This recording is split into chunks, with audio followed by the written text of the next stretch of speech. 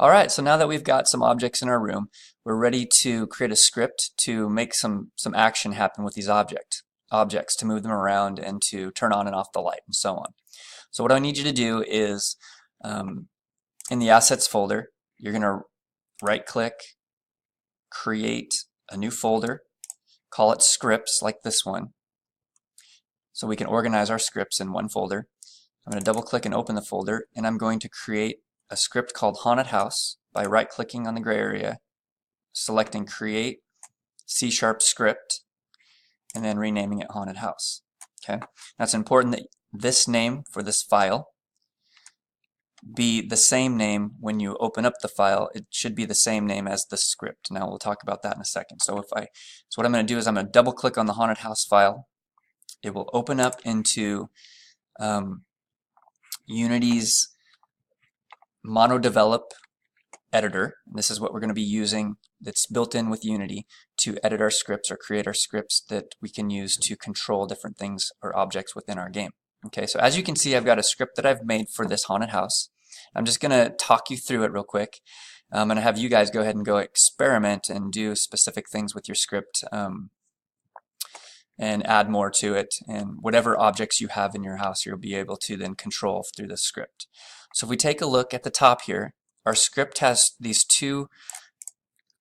are what we call, I guess, import libraries. We're importing a couple libraries by saying using Unity Engine, using system.collections. These are libraries of code that Unity has developed so that we can use code from these libraries. Think about them as a couple books that we're just connecting to our script here, and we're able to go into those books and find code that we can use within here so that we can do stuff with it. So for example, I've got this light object called point light. Well, without these two libraries here, this script MonoDevelop won't understand, or Unity won't understand what we're trying to do if we don't import these libraries. So I did that first, and whenever you create a script, it automatically will import these two libraries and put them up here. And then we've got our public class haunted house mono behavior. This is just a fancy name for saying that this is the name of a group of instructions or code, and it's called a class, and it's called haunted house. So this name right here, haunted house, needs to be exactly the same as the actual file name right here. So just make sure you double check that. You will run into a lot of errors if this is not the same name as the actual class name right here. So that's the first thing you should check if you have any errors in your code when you go to run it. All right, so then what we want to do is we want to create this bracket here. This is the beginning of our code. It tells Unity, the compiler that's running this code, it tells it that this is the start of the code, and at the end here is the end of the code, and that's to the left. And we use this kind of organizational way of tabbing over our code to show that this code is inside this container, this class container. Okay, so we have a bracket, opening bracket, and closing bracket there. And at the top here we've got variables. These are game variables that we're going to use to store the objects that are in our game into the computer's memory, okay, so that we can get access to those objects and do stuff with them. So I've got my point light, and it's of type light, and we talked about the different types of variables in the last lesson. And I've got my bed, which is a game object variable, okay, and then I've also got a bookshelf down here, which I need to create a variable for. So I'm going to go public bookshelf, or it's called a game. It's a game object type.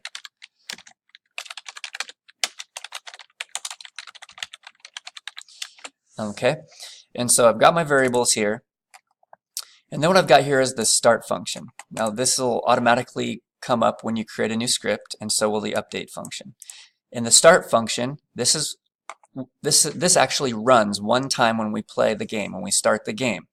And so in this case, when we start the game, I want the point light to be false, which means that it's going to be off when the game starts. And so I'm using this enabled word here to enable or disable the lights. So I'm calling the point light, which is the name right here. So you call the name of the light, which is point light, and I use the dot operator dot enabled, and I set it equal to false. So this variable in Unity, if we go to the point light, this variable, this check right here, is a Boolean variable, which means it's either on or it's off. I only have two values, and I want it to start when the game starts. I want it to be off, so it's spookier in the house. So I'm going to set it equal to false, which makes it off. And then we've got this update function, void update. Update is a function that runs throughout the game, where start runs one time at the beginning of the game. Update runs constantly throughout the game to keep checking to see if there's any changes in the game. Let me change my bookshelf variable to capital S so that I don't have any problems. There we go. And so it runs throughout the game, and it always is constantly checking for input. It's checking for things to change in the game. So anything that we want to control, it will detect those or sense those changes, and it will make them happen. So in this case, we're going to be creating a simple if statement that's going to allow us to make a decision.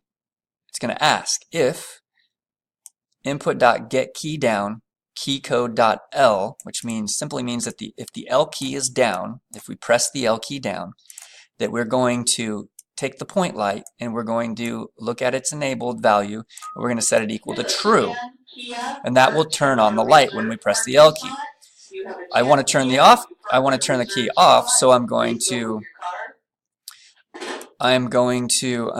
use an if statement again and check to see and make a decision. If the K key is pressed down, I want the point light to be false, so it's going to be enabled false. Okay, so that's how I can turn on and off the light. And the next if statement is here because I want to move the furniture around by using the keyboard to make it actually haunted, to make it look like it's moving by itself and no one's actually touching it. So to do that, we're going to be using these specific keywords.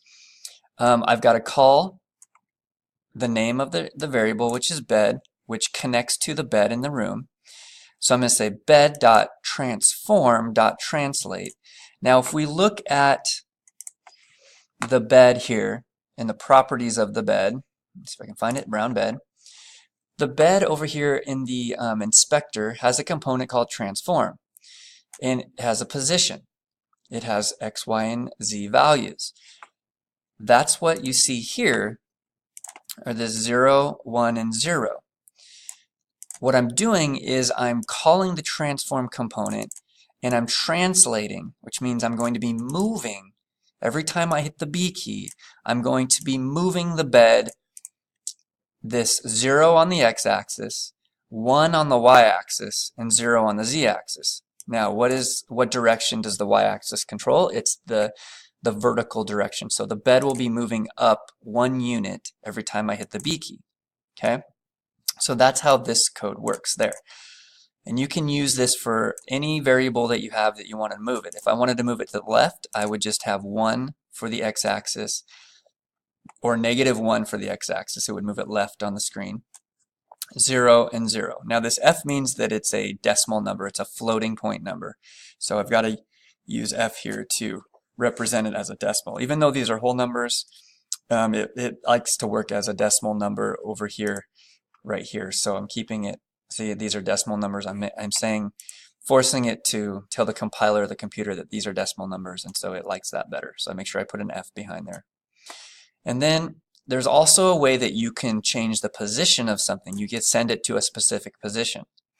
So bed.transform.position, I'm going to transform the position, and I have to do this call to create a new vector 3, which is a way for me to get access to the transform variables and set both X, Y, and Z. And what this does is it will transform the position. It will move the bed over to a specific spot in the room. Okay, if I wanted to do that. So there's just a couple ways you can move the bed here. So you can play around and test those out. And then what I've got for the bookshelf is I'm translating it. I'm moving it 0.5 up, but then I'm also rotating it at the same time. So there's a couple different ways you can access the rotation of the, if we look back over here, it accesses the rotation right here, and it changes the rotation when we press the key. So it's pretty cool. And then the last thing I want to put is that when we play the game, or when we turn this into an actual application. It's not an application yet, it's still being ran in Unity. So this isn't going to work right now, but when we change this game into an application, we'll be able to press the escape key and the application will quit and it'll be able to be over. Okay, so that's a quick rundown of the script. So go ahead and play around with some of these different things and then add your variables that relate to your haunted house. And then the main thing when you're done with that is you've got to apply your script in here to the game. So what you're going to do is you're going to click and drag the script onto, for this purpose, you're going to drag it onto the main camera. And what that will do is it will connect the script to the actual scene. And so if I look here and I click on the main camera, I've dragged it onto the camera, and now I can see that I have my variables here. But it says right here for the point light that there's no point light connected. So I need to come over here to the point light. I need to click and drag the point light itself onto here. And now the point light object in the room is now connected to the script. And I have to do the same for the bookshelf.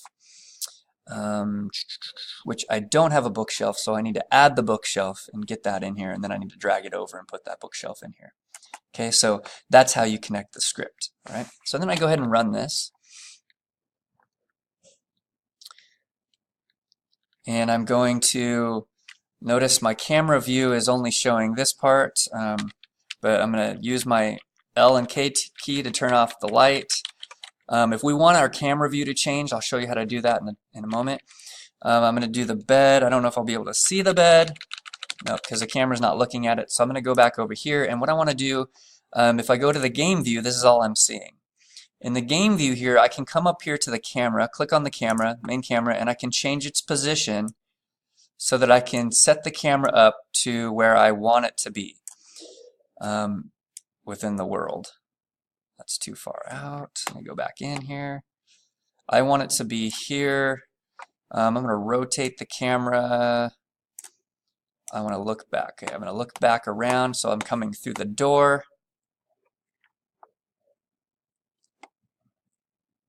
Let's see, too far. Okay, now I'm looking from the door perspective. So I'm going to back up a little bit. Let's see here.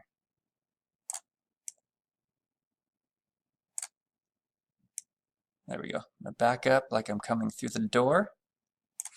There we go. Okay, so there's kind of a position that I can see here. Alright, so that's my game. There's my scene. So what I'm going to do is now play it again, and now I'll be able to see the new camera view, which is right here. I can turn on and off the lights, and I can try to see if the bed's going to go up or the bed moves left when I press the B key to that position that I had it set to, and that looks pretty good. So what you can do now is just explore some of the different commands that we can use here, experiment with them in your objects, connect your objects to the script, or connect your script to the main camera, and then make sure that your objects are connected to the script like in here. And just kind of play around with that and see what you can come up with. Notice I have different color lights. I'm going to have a couple different point lights. One's going to be lightning, so that I can be able to control lightning that goes on and off in the windows. I also have a movement script here where you can attach that to the camera, and then I can have a first-person point of view that where I move using the arrow keys. I can move, so the camera will move around like a person, so I can walk around inside the class. What I'll do is I'll put that movement script onto Google Classroom, and then you can go ahead and take a look at that and try to get that to work as well. That way it would feel like a first-person game, which would be kind of cool. All right, well, thank you guys for listening, and good luck on this one. Let me know if you have any questions. Thanks.